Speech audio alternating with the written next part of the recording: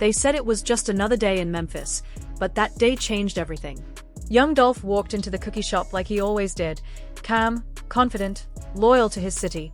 What he didn't know was that eyes were already on him. The shooters were in place, the getaway car was waiting, and betrayal was sitting closer than he realized. The very people he trusted, the ones he helped, were the same ones who sold him out. This wasn't random, it was planned. And when the truth finally came out, it shook the entire city to its core. She tried to calm him down, saying, "Look, everything was already in place. The getaway drivers were stationed, the shooters were ready, there was no real way out. Even if he managed to take down 1 or 2 people inside, there were more waiting outside. And if anything went wrong, the drivers were prepared to storm in and open fire. Everyone in the streets knew you couldn't expose yourself like that." Still, rumors spread fast. Some people were saying Pre was behind it, but that wasn't true. There were plenty of other enemies. Everyone knew Yo Gotti had his share of beef. A lot of people didn't like him. There was that one light-skinned guy. His name slips my mind, but he had a problem with both Yo Gotti and Big Jook. He thought Yo Gotti jumped into the studio too quick, rapping about street life like he'd lived it forever, when he hadn't. Now, investigators are questioning the owners of Makita's Cookies, hoping to uncover the truth about the killings of both young Dolph and Big Jook. Based on what people from the streets have told us, it looks like they might know more than they are saying. Apparently, they refused to share the security footage, claiming it was lost. But it turns out, that footage was handed off to one of Black Youngster's men, who then brought it to Youngster himself. After using it to make a video he sent to one of his rivals, Youngster supposedly destroyed the footage. That might even explain why he later filmed a music video at the gravesite. Investigators have since found fingerprints from both scenes and pulled surveillance footage from Big Jook's killing. Straight Drop, one of the suspects, made a monitored call to someone named Govan. Because he was wearing an electronic ankle monitor, the county was able to retrieve the audio. During that call, Straight Drop mentioned Glorilla, raising new questions about whether she might be a key link to CEO Gizzle. Glorilla's name began surfacing in conversations that blurred the line between loyalty and survival. Many believed she played a far more complex role in the situation than she ever intended. In Memphis, the music scene and the streets often overlap. Fame doesn't protect you from old alliances or the weight of neighborhood politics. Glorilla had deep respect for what young Dolph represented. To her, Dolph wasn't just another rapper. He was a symbol of independence, resilience, and self-made success. He built his own lane without needing major labels, and that inspired a generation of artists who wanted to break free from industry control. But at the same time, she couldn't ignore Yo Gotti's influence, his longevity, his reach, and the empire he built under CMG. In a city divided between 2 powerful camps, admiration for both could easily be mistaken for betrayal. And that's where things became complicated. In the streets, switching sides, or even appearing to, is dangerous. Loyalty is everything. Once you stand with one team, crossing over to the other is seen as an unforgivable move. People start questioning your motives, your trust, and even your safety. To many, Glorilla's association with both camps looked like playing both sides.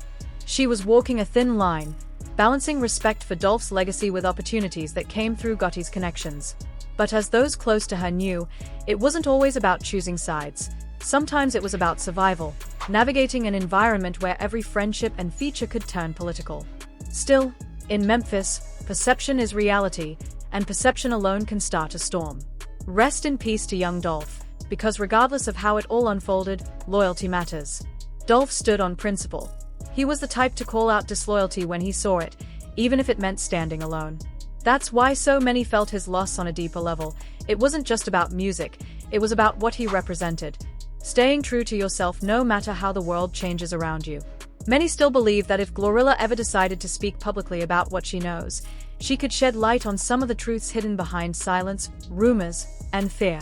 Her perspective could connect dots that investigators and fans have been trying to piece together for years, from who knew what, to who stayed quiet for money or safety. But for now, she remains silent, perhaps understanding that words carry weight, and in her city, the wrong statement can turn allies into enemies overnight. As for Big Jook's death, the impact runs deep, especially in the legal world surrounding the case. His name wasn't just another entry on paper. He was considered a central figure, someone whose actions connected multiple players involved in the broader web of events tied to young Dolph's murder. Sources suggest that Big Jook provided key financial backing, money that flowed through several hands before reaching the people who ultimately carried out the hit. Reports indicate that he handed over funds to a man named Gotti, who then distributed it to Raven and others associated with Maketas, eventually linking to Straight Drop, Cornelius Smith, and additional individuals present during the time of the shooting. With Big Jook gone, his death is expected to significantly affect Cornelius Smith's plea deal. Prosecutors now face a gap in testimony, while defense attorneys might attempt to shift blame onto those who can no longer speak for themselves. Yet even in his absence, Big Jook's name remains at the center of every discussion. When the case finally goes to court, his presence will still loom large. Witnesses, call logs, and financial records continue to tie his name to the operation. And people haven't forgotten one haunting detail. That Big Jook was reportedly right there across the street in a $500,000 truck when the shots rang out, close enough to see everything unfold but far enough to avoid immediate suspicion. Furthermore, new information has reportedly emerged linking Big Jook to Damon Dash, a surprising twist that few saw coming. According to insider accounts, Damon Dash allegedly revealed the broader structure of the plot, describing how each person played their part and how decisions were made in the days leading up to the tragedy. His insights supposedly outlined not just who was involved, but why the plan unfolded the way it did. A roadmap that prosecutors are now eager to piece together. If proven credible, that testimony could redefine the entire case, connecting industry figures, street politics, and personal vendettas into one intertwined narrative of loyalty, envy, and ambition. In the end, all these stories, from Glorilla's quiet position between two worlds to Big Jook's mysterious role in the chain of events, serve as a reminder of how blurred the line has become between fame and the streets. In a city built on pride, power, and survival, one wrong move can turn success into tragedy, and one decision can change the entire course of history.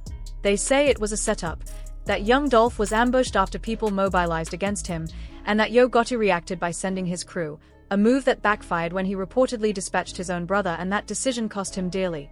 Big Jook, critics argue, shouldn't have put himself in that position. Folks who remember his earlier cautions say he'd grown sloppy, acting like it was still the old days when risks were different. There's chatter about dumb choices, sitting in plain sight, showing up at a neighborhood cookie shop where everyone could see and post it on Instagram, rolling in the same car with people who were publicly linked to him, all of which made him easy to follow. Given how visible the scene was, the claim is young Dolph must have seen the tail, or at least had an idea someone was onto them. In short, the operation was messy and exposed in ways that made the outcome almost inevitable. Young Dolph reportedly noticed the same car circling the block repeatedly, and what made it worse was that the people inside were ones he'd once considered friends. Many believe Raven played a key role in setting him up. During their phone call, she tried to calm him, subtly distracting him even as he grew suspicious, watching the street from the window and trying to identify who was behind the wheel. According to accounts, she'd spoken with him several times that day, knowing exactly when he would arrive at the cookie shop. She'd even told him to promote the business when he stopped by earlier, the same day she handed him cookies as that black truck rolled past. It all seemed calculated. In the streets, people call that a backdoor move, betraying someone who trusts you. They say Raven did it for money, aware of how dependable and kind young Dolph was, the type who always showed up when he said he would, even though fame made him an easy target. When the shooting started, witnesses claimed Lamigo was in the passenger seat and survived the attack, describing how the gunman leaned out the window and fired about 8 shots before the car lost control with a blown tire. It was a chaotic scene, with the attackers blocking his car by cutting in front and forcing a T-bone collision. As Dolph tried to reverse, his wheel was shot out, sending the vehicle spinning. Police responded faster than they had in other recent cases, likely due to rising violence in Memphis and the growing suspicions surrounding Raven's connection to both CMG and the killing. Evidence reportedly placed her at the center of it all. Her fingerprints found on the computer desk and in the getaway car, suggesting she had orchestrated the plan that ultimately led to young Dolph's death. People were shocked to learn that Raven had been walking around the city acting innocent, pretending she had nothing to do with young Dolph's death, while evidence suggested otherwise. Investigators later uncovered that she had deep ties to Gotti during the same period she was communicating with Dolph, essentially playing both sides, CMG and PRE, while also allegedly staying connected to Black Youngster. Reports say she used fake stories and propaganda to cover her tracks, but detectives dug deeper, tracing her phone records and digital activity. Online, videos began surfacing claiming that those records, along with footage from nearby traffic cameras, revealed more about the setup that took place near the stoplight where the shooting happened. Around that same time, Chaos spread when Black Youngster's cousin was ambushed. Attackers maneuvered around his car, cut him off, and opened fire through the window before fleeing the scene. Witnesses said one of them even stepped out to shoot directly into the vehicle before speeding off. Meanwhile, Lil Migo, one of Black Youngster's artists, was also targeted in the violence but survived thanks to a bulletproof vest. He was hit twice, left bruised, but alive, a rare stroke of luck in a storm of retaliation and betrayal. What ultimately saved Lil Migo was his bulletproof vest and the armored vehicle he was riding in. He was incredibly lucky, none of his shots struck his neck or head, and while his arms and legs were still exposed, the vest protected his chest from fatal wounds.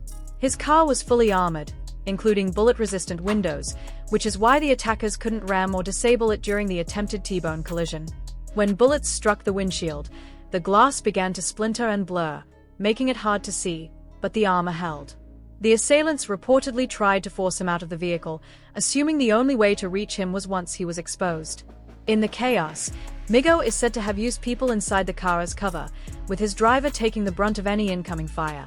Once the vehicle lost control, the gunman pulled off a quick escape. A second car had been waiting in a nearby alley only a short distance away. That first vehicle was just a decoy, a bait-and-switch to throw investigators off. After firing, they ditched their weapons in the area instead of disposing of them as planned, panicking in the rush to flee. One of the shooters, part of the getaway setup meant to lure Lil Migo, was struck by return fire, and his crew had to drag him down the alley to the waiting escape car before vanishing. As the investigation continued, chaos erupted in the alleyway. One of the injured gunmen was reportedly dragged away by his crew, screaming in pain, while rival shooters closed in, trying to finish the job. The streets of Memphis were on edge, tensions running high. Despite everything, people still took to social media to honor young Dolph, flooding comment sections with dolphin emojis and messages of respect. The situation had spiraled into a storm of betrayal and revenge, linking names like Lil Migo, Black Youngster, and Big Jook to the alleged $40,000 bounty placed on Grove Hero's head.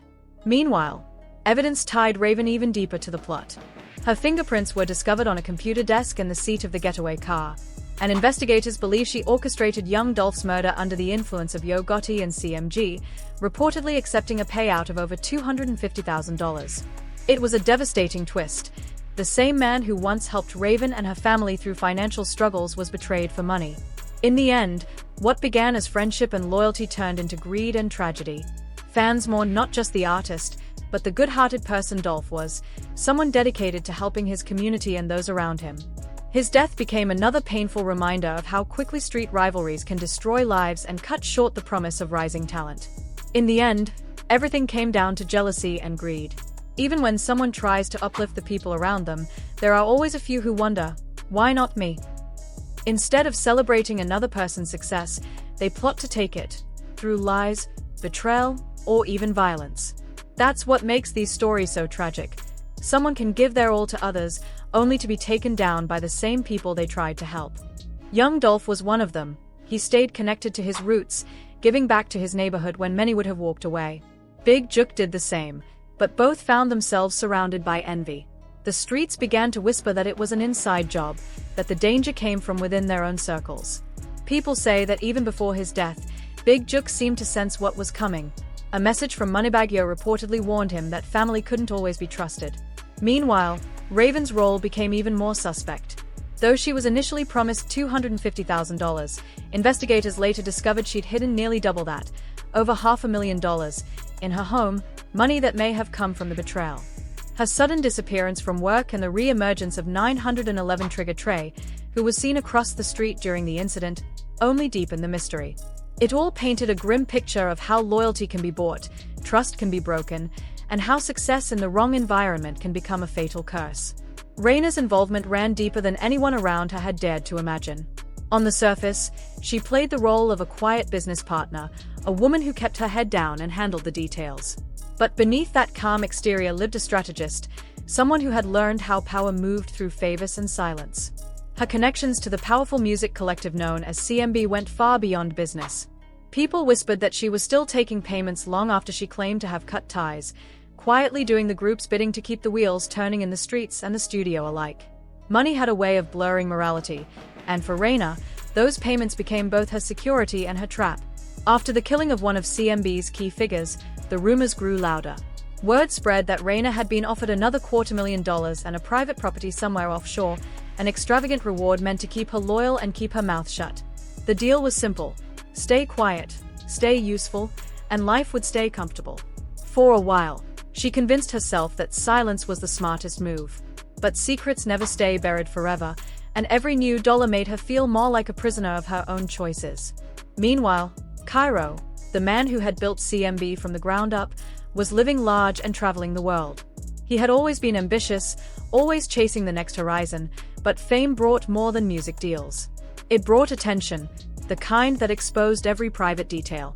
His jet-setting lifestyle between the states and distant islands drew gossip, especially when people began connecting his trips to faces that didn't belong to his longtime partner, Annalise. To the public, Cairo and Annalise were the perfect couple, a success story built on love, ambition, and shared dreams. But beneath the photo ops and social media smiles, their relationship was cracking under the weight of mistrust. Annalise had believed in him completely. She had stood by him when others doubted his loyalty, ignoring the rumors that circled like vultures around fame. Yet when whispers of betrayal began to feel more like truth, when Reina's name started appearing in the same breath as Cairo's, the illusion shattered. Annalise wasn't just heartbroken, she was humiliated. She had built her world around someone who was, at least in part, responsible for the storm that had taken another man's life. In her eyes, the betrayal wasn't only romantic, it was moral. On the streets, people called it karma. To them, every action eventually found its echo. The same hunger that lifted Cairo and Reina to power was now circling back to devour them. The city, still mourning the artist who had once given so much to his community, began to talk about fate, how greed and envy always returned to their source. Even those who had benefited from Reina's generosity started to keep their distance, unsure when her luck would finally run out. Reina tried to convince herself that she could walk away clean. She told friends she was done, that the money she had earned would finally buy her peace. But peace never came. Every day, she checked her phone for messages that didn't arrive. Every night, she looked out the window wondering if someone was watching. The paranoia ate at her until even the sound of her own footsteps felt like a threat. She had always believed she could outsmart the game, that she could take from it what she wanted and leave when she chose. But the game doesn't let go that easily. Once you take its money, it owns a piece of you. As investigators began connecting names and timelines, her confidence started to unravel. The offshore account, the expensive property, the untraceable payments, everything that had once symbolized her success now looked like evidence. The more she tried to hide, the more visible she became. Cairo, consumed by his own problems, had no intention of protecting her anymore.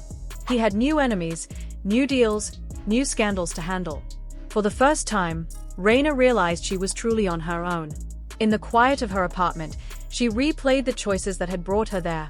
The first payment she accepted, the first lie she told, the first person she betrayed. Each decision had felt small at the time, harmless even. Together, they built a path she couldn't walk back from. The money in her account didn't comfort her anymore. The luxury she once craved felt like a curse, every diamond a reminder of what it had cost. People who knew her from the old days said she had changed, that she no longer smiled like she used to. Maybe it was guilt. Maybe it was fear. Or maybe it was simply the realization that she'd traded everything human about herself for survival in a world that didn't forgive weakness. Those who cross certain lines rarely get to come back. Reina's story became a cautionary tale told in barbershops and studio hallways, a story about how ambition without conscience can turn loyalty into currency and friendship into collateral. In the end, it wasn't the money or the fame that destroyed her. It was the belief that she could manipulate fate, that she could stand in the middle of betrayal and somehow stay untouched. But fate has a memory, and the streets never forget.